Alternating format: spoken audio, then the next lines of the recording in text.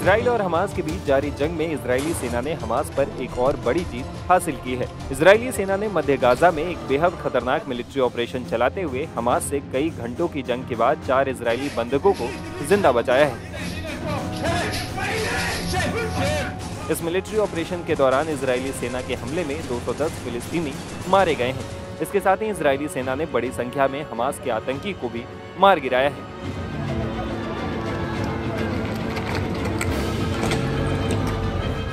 Israeli सेना के जवानों ने बहादुरी दिखाते हुए हमास आतंकियों के चंगुल से इन इजरायली बंधकों को छुड़ाया है।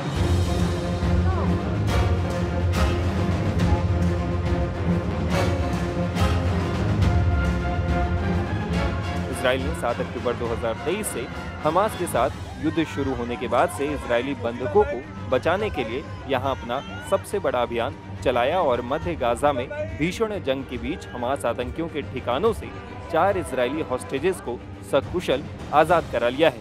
इन इजरायली नागरिकों का फिलिस्तीनी आतंकी संगठन हमास ने 7 अक्टूबर को किए गए हमले के दौरान अपहरण कर लिया था। इजरायली सेना ने कहा कि उसने नुसीरात में चलाए गए एक जटिल ऑपरेशन के दौरान नोआ अर्गमानी, अलमोग मीर, एंड्री कोजलोव और श्लोमी जीव को जिंदा बचाया है।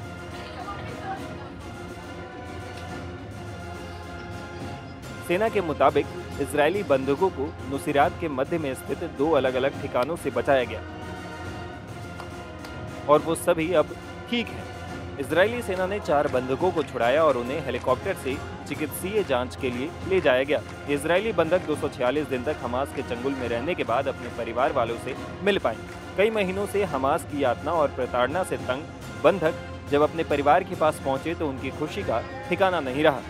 परिवारजनों से गले मिलते ही उनकी आंखों में भावुकता के आंसू छलक पड़े।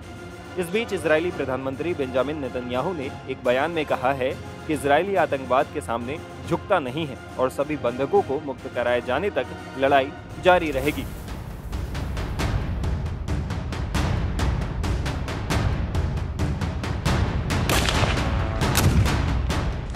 इजरायल के रक्षा मंत्री योव गैलेंट ने कहा कि अभियान साहसिक था, शानदार ढंग से इसकी योजना बनाई गई और असाधारण तरीके से इसे अंजाम दिया गया।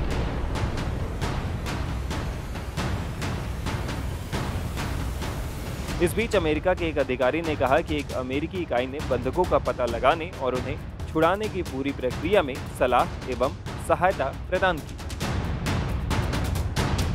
टाइम्स नाउ भारत डिजिटल की रिपोर्ट।